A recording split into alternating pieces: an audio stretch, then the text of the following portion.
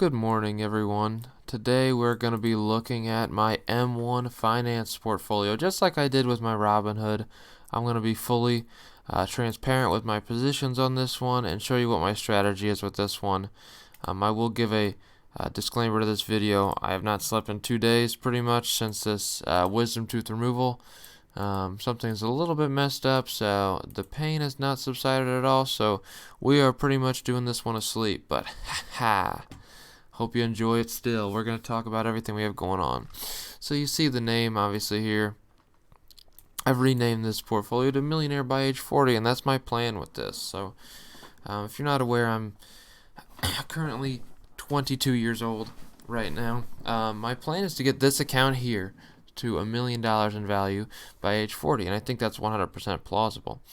If you can see here, I started this account in July of 2018, not putting all that much at a time. I think I was doing 50 a week at that point. I've upped it to $100 a week now on this account, so I'm depositing 100 a week, and just through my strategy right now, which is a lot of it's really based off dividend investing. So I want my money to work for me, meaning I invest in companies that pay me a dividend so my money can make me money. And the goal is, by age 40, I'll have $1 million in this portfolio, and the dividends will be flowing in like no one's business. I will mention I have a third portfolio right now, which is via Stash, if you know what Stash is. I've been debating on whether or not to cancel that one, but and put that money in here. I don't know, but at some point this portfolio here will overtake my Robinhood portfolio most likely. So just to keep that as a heads up. And we start this by just talking about, obviously, the major point here is going to be this return. Just so you know, this is M1 does it a little bit differently. So this is a money-weighted return on investment instead of just a time-weighted return. So these numbers are a little bit different. If you want to know what my actual value is, we're actually down 6% on this portfolio, an unrealized gain of $596 in the red. So I've got 36 different holdings on this one, and we'll go over every single one of them and see what they have to offer for me. So, you see I have it divided in an interesting way here. So it's a little bit different. We'll start probably from the bottom and go upwards. So I'm calling this my $10,000 M1 finance portfolio because it should be. But starting from the bottom here, one thing that's really cool about M1 is you just tell it a percentage that you want, and it'll balance that position right around that percentage of your portfolio that you want. So that's exciting. So the smallest portion here are going to be my couple 1%ers that I have. So one of these is going to be PSA, public storage. So you click on this, and it'll go ahead and tell you what you have going on here for public storage. So overall, I've got a market gain of negative $15 on this one, but I've earned dividends of $2.48. So nothing too exciting with this one. I mean, it's not an exciting part of it. It's just kind of one that's I know it's a consistent dividend payer, and I know it'll be a decent long-term holding, so that's why I have it there as 1%. Then we have a foreign bank and Royal Bank of Canada, one that I'm down $18 on, with earned dividends of $4.42 on this since I've been holding it. So nothing major. I mean, this is only the equivalent of let's see. Where does it tell me how many shares I have again? Where are they hiding it? On the bottom left here. So 1.47 shares here. At a average share price of $72.57. So nothing exciting there for Royal Bank of Canada. Next we have Lowe's Corporation, which is also another 1%. I have a market gain of $18.22 on this one, and an earned dividends of $1.76. That is one thing. It's super easy to track dividends on this, because it tells you right there and there what you have. You can even see over the last quarter how much it earned you in dividends, but I have it set to all time just so you have an idea as to what's going on there. I have 0.97 shares on this one, so not even a full share, but an average share cost of $94.42. Pretty exciting on that aspect. So on to my next holding here. It's gonna be one that you see carried over from my Robinhood. It's gonna be Apple Hospitality at 2% of my portfolio. Market gain of negative $120.78. Not good. Earned dividends of $13.59 though. Returns ugly on this one. I've got 22 shares. When they go to return paying their dividend again, this is going to be the equivalent. It's 10 cents per share on the dividend, so that's pretty nice. But my average share cost is $13.10, which is a little bit cheaper than what I have on my Robinhood actually. So there's some benefits there if you think about that. And I look to just continuously add theirs. It's a little bit undervalued. You see 1.8 instead of the 2%. Another 2%er I have is Bank of America with a market gain of market loss of negative $61.81. Earned dividends of $1.69. Nothing significant there. 8 shares at $29.20 per share. When financials recover, I'll be happy to own this position. I do like Bank of America. Intel, you'll see Intel here. I have a market gain on this one of $25.79. It's a newer position for me, all things considered. Earned dividends of $4.05.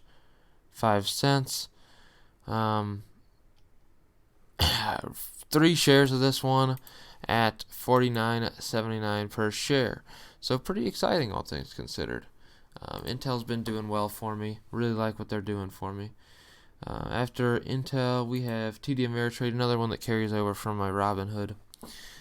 Market gain on this one of $29.08. Total earned dividends of $3.91. Pretty cool. I got 5 shares at $36.24 per share. Nothing too exciting about that one. Again, it's only 2% of my portfolio, so nothing super exciting. Another 2%er. We have a lot of 2%ers to cover, but you know how it is. It's going to be Apollo Commercial Real Estate Finance, or ARI. Another one that I do like, but it's been hammered, obviously. If we talk about financial sectors and those investing in mortgages, these have been hit hard. Market gain or loss of $118.13. Earned dividends of $16.23. Looks to, in the future, I'm excited to see what this position equates to. It'll be a company that makes it through this. Average share price of $11.90, 24.5 shares. I like the holding, so hopefully it just stays put, and we can just keep earning some money on that. After them, sorry, did I scoot forward somewhere? I definitely skipped something. Yeah. After that, we have Pfizer. They jumped around a little bit on me. I'm sorry. Pfizer with a total market gain of $10.57. This is also a newer position. Starting value. I started this in February of this year. So earned dividends of $1.76 on this. 4.77 shares at $34.96 per share. So nothing super exciting with Pfizer, but it's a good position to have, and I'm pretty happy for it. As you see, things are jumping around on me, but next we have Arbor Realty, AVR. There we go. ABR total market loss of unrealized loss of $77.54. Earned dividends of $11.31. Yeah, this is one I've had since the dawn of the portfolio too, around 2%. 28.28 shares at $8.95. I really like this position. They're a consistent company that's still paying their dividend out through this, so I'm really confident in what they're going to do, for me. So, following ABR, we have PepsiCo at 2% as well. Market gain of $1.38. I've had this one since the dawn of the portfolio too, so to see that as the market gain is pretty disappointing. But what can I say? Earned dividends of $2.52. 1.33 share at $132.22. So nothing exciting with that Pepsi holding, but I'm all for it. After Pepsi, we have my newest position in Qualcomm. You see, started. Never mind. I don't know why it's showing that, but this is a position I just added to the portfolio. I don't know why it's showing that, but it is a new position for me. Just added it to my portfolio. 2%, 2.28 shares at an average cost of 77.02 for a market gain of 32 cents. Earned dividends of 75 cents. Nothing major. It's one I plan on holding for a while because I think they have a very good chance to succeed in 5G when it comes to iPhones and just revenue in general. Another 2%er is going to be Amazon. Market gain of 49.33. Obviously, this doesn't pay a dividend. It's one of the few companies on here that doesn't pay a dividend, but 49.33 in terms of market gain. 0.08 shares, obviously, because, well, I mean, Amazon shares are worth over $2,000, so what do you expect? That's what I like about partial shares, though. Following Amazon, we've got another 2%er, as we tend to do. SPY. It's the S&P 500 tracking index fund. Earned dividends of $3.52. Market gain of a negative $10.28. I have 0.72 shares in this at an average cost of $300.28. Definitely a good just market tracking ETF, so I like it. I like it quite a bit. Following them, we have another 2%er, the last of the 2%ers, going to be in, once it loads, Alphabet or Google, as you might know it. Market gain of 49.52 on this. Not a dividend payer also, so just so you know. And I have 0.16 share in this one and an average share price of $1,155. So some of this stuff is chump change, and I really want to keep adding to this portfolio and getting these holdings up quite a bit, because some of these are pretty lame, as you noticed. Then we have a 3%er here in SPHD, one that's also in my Robinhood. Market gain of negative $70.07. Earned dividends of $5.41. 8.5 shares of this at $38.84 per share. Not the best little thing, but it's just a decent market tracking ETF that pays a decent dividend. Following them, we have one that is supposed to be reduced to 2%, but this is a recent change. I had to add Qualcomm on there. Main Street Capital got reduced from 3% to 2%. You see a total market gain on this one of actually a positive $9.46. That's right, an REIT financial one that is actually a positive in the market gain. And earned dividends of $11.65 on this. So pretty nice, all things considered there. $10.55 per share at 11.5 shares. Not a bad little position for me. I'm pretty happy with it. They're a company that loans, obviously, to small businesses to keep them alive. They make investments on that, so I like the company. Following that, we have also another newer position, NVIDIA. Once it loads here. So this is a newer one to me. I added to 4%. Market gain of $106.20 on this one. Pretty massive market gain, and this is probably 2 months of having this stock in here, actually. 1.31 shares at $234.20 per share. Pretty nice. I really like what this stock can do, and it also pays a dividend too, just so you know. Just a little icing on the cake. It's a tiny dividend, but I really like NVIDIA. Following NVIDIA, we've got Disney. That's right. I have Disney in this one too at 5% of the portfolio. Negative $37.31 in market gain. $2.25 in dividend. 4.2 shares at $112.35 per share. Not the best dollar cost average on this. For my Robinhood, you see a dollar cost average of 99 around there. So then we have Microsoft, another 5% of the portfolio. Market gain of $140.80. Earned dividends of $4.41. Average share price of $123.56. 2.42 shares on this one. I like Microsoft. It'll be staying around the top, around that percentage for me. Then we have 9% of the portfolio in Apple. Total market gain of $323 and earned dividends of $10.56. Pretty nice. 2.84 shares at $201.23 per share. You gotta love to see that.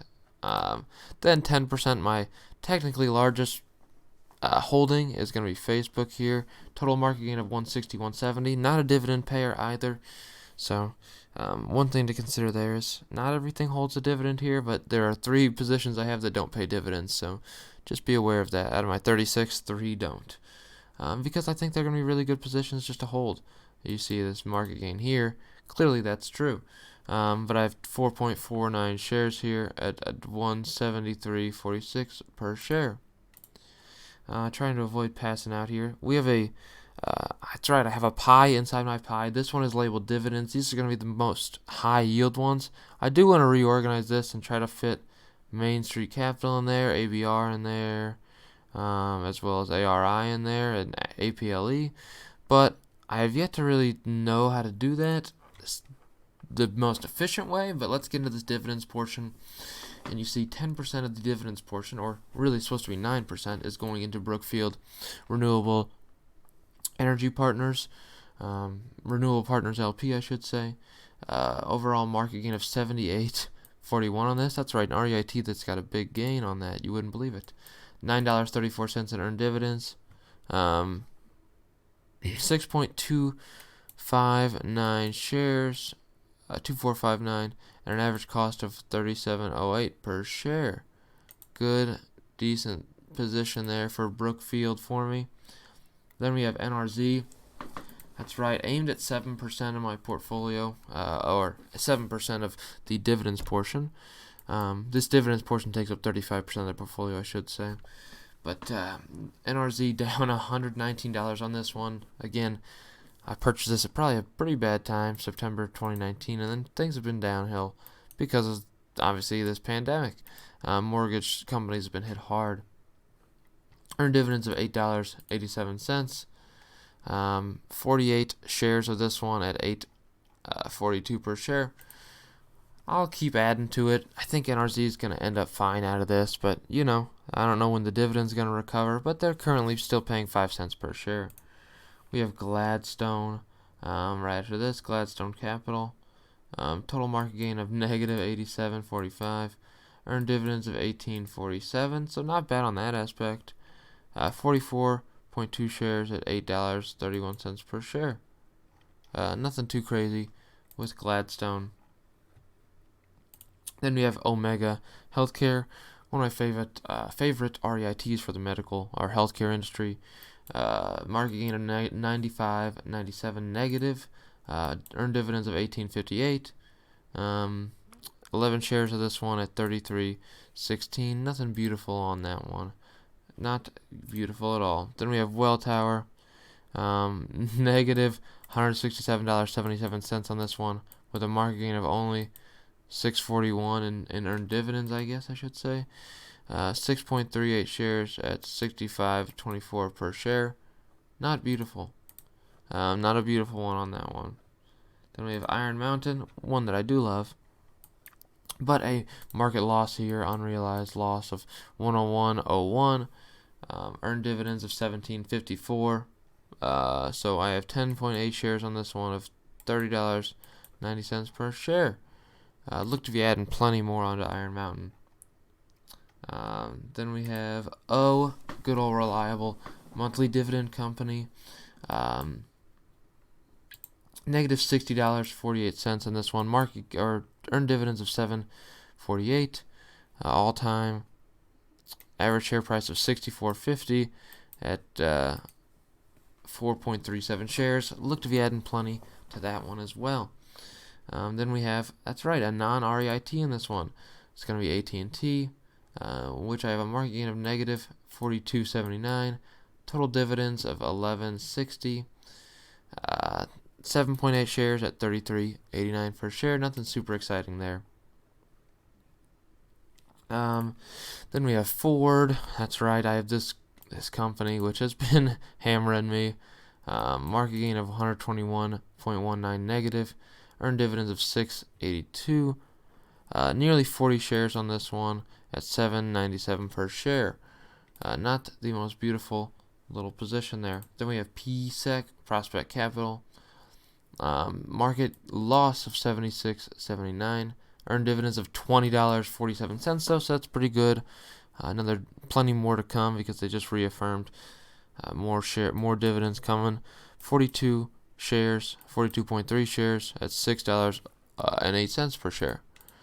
Almost wrapped up here as we have KSS, Kohl's, down to $127.25 on this.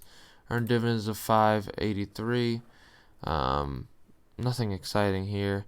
29.82 per share at 9.7 shares. And then we have, I skipped one, but we have Orchid Island here, which is going to be a market loss of 41.19. Earned dividends of 13.05 though. 37.9 shares at 4.69 per share. Not good in terms of that loss there for sure. We've got Kimco Realty, which is down 97.50. Ugly numbers there. Earned dividends of $8.08. 15.27 shares at 15.33 per share. Nothing super exciting. And then finally, we have Soho Southern Hospitality Hotels. Market loss of 160.03. Earned dividends of 8.11. Just an ugly position for me. 78.4 shares at $3.73 per share. You saw just a massive decrease in price here, as the price is only $169 per share. As hotels have been hammered, and I chose the wrong time to purchase this one, needless to say. So, as you see overall, market gain here, negative 705, and earned dividends though of 272.68. I look to keep adding to that and see that dividend number just keep rising, and as it keeps rising, I'll be a happy camper. There's no major changes I plan on making to this portfolio at the time, so we'll see how that goes. But overall, I'm pretty happy with the portfolio and how I'm set up for the future, and I think things are going to go well in the future. So I do hope you enjoyed this, and I will see if I can sleep.